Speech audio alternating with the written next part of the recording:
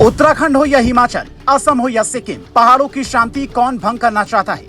Rohingya या बांग्लादेशी नहीं, हल्द्वानी जैसे कई अब्दुल भरे हैं जिनकी प्लानिंग बड़ी भयंकर है। एक मस्जिद, एक मदरसा, एक दरगाह से कैसे नींव हिलने वाली है, समझिए पूरी साजिश। ये तस्वीरें हिंदुस्तान की बदलती भौगोलिक स्थितियों का वो सच है जहां की दीवारों में छिपी है साजिश, जहां की हर ईंट में रखी जाती है प्लानिंग की नींव, जहां की सीमेंट और सरिया से जुड़ता है सीधा हिंदुस्तान को बर्बाद करने का नाता। पहली तस्वीर हिमाचल प्रदेश के शिमला की। शिमला के माल रोड से 5 किलोमीटर दूर बनी ये सिंजौली मस्जिद चर्चा में है। एक पक्ष इसे अवैध बताकर गिराने की मांग कर रहा है तो दूसरा पक्ष कह रहा है कि साहब ये आजादी के वक्त से हमारे कब्जे में है, जबकि सच्चाई ये है कि वक्फ बोर्ड ने सरकारी जमीन पर कब्जा कर पहले छोटी मस्जिद बनाई, फिर संख्या बढ़ने लगी तो धीरे धीरे मस्जिद ऊंची होती चली गई और 5 मंजिल की बन गई। तो संख्या बढ़ी कैसे, ये समझना बेहद जरूरी हो जाता है। साल 1951 में हिमाचल प्रदेश में हिंदुओं की आबादी करीब 98% थी, जो 2011 में 95% हो गई, जबकि 1951 में जो मुस्लिम आबादी सिर्फ 2% थी, वो बढ़कर कितना हुई इसका सटीक आंकड़ा नहीं है। यही हाल उत्तराखंड का भी है, जहाँ की 4 जिले हरिद्वार, देहरादून, नैनीताल और उधम सिंह नगर में हिंदू आबादी कम हुई है। उत्तराखंड की पुष्कर सिंह धामी सरकार ने बाकायदा 1000 अवैध मदरसों की पहचान की, जिसमें से 450 पर बुलडोजर चला।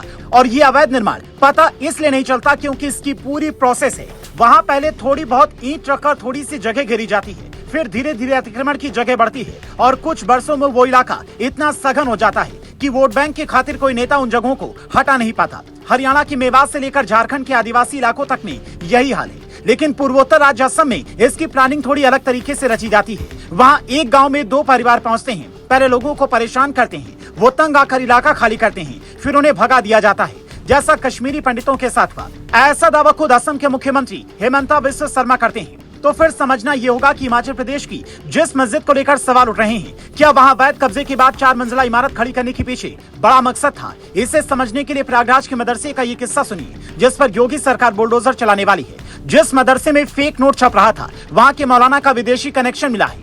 40 कमरे और 15 वॉशरूम वाला मदरसा करीब 100 करोड़ रुपए की लागत से बना था। इसकी फंडिंग क्या खाड़ी मुल्कों से हुई थी, इसकी जांच की जा रही है और योगी सरकार सख्त एक्शन लेने के मूड में है, क्योंकि मामला धर्म का नहीं बल्कि राज्य और देश की सुरक्षा से जुड़ा है। यहाँ बैठकर हिंदुओं की अर्थव्यवस्था को हिलाने की साजिश रची जा रही थी। महाकुंभ में अशांति फैलाने की प्लानिंग बन रही थी, पर हिमाचल में इस बात पर सियासत हो रही है कि वहाँ अपने ही सरकार के मंत्री खुलासे के बाद सुक्खू की सुख वाली नींद गायब हो गई है। वो विधानसभा में सोते देखे गए तो लोगों ने कहा कि प्रदेश के कंगाल होने के बाद सुक्खू सुख की नींद सो रहे हैं। पर अब खटाखट वाले राहुल गांधी के सामने सवाल इस बात का है कि पहाड़ों की शांति कैसे बनाए रखी जाए। जरा सोचिए, अगर कांग्रेस के मंत्री ये खुलासा नहीं करते तो क्या होता? क्या वहाँ पर हल्द्वानी वाले अब्दुल की तरह कोई दूसरा मौलाना खड़ा हो रहा था जो पूरी बस्तियां बसाता, विरोध के नाम पर विदेशियों का एजेंडा चलाता, फिर पुलिस वहाँ पर पहुँचती तो उसके साथ ही भिड़ जाता, महिलाओं को आगे कर देता, बुलडोजर कार्रवाई का विरोध करता? क्योंकि डर तो अभी भी यही है कि कहीं पुलिस ने कोई एक्शन लिया तो लोग पत्थर लेकर न उतर जाएं।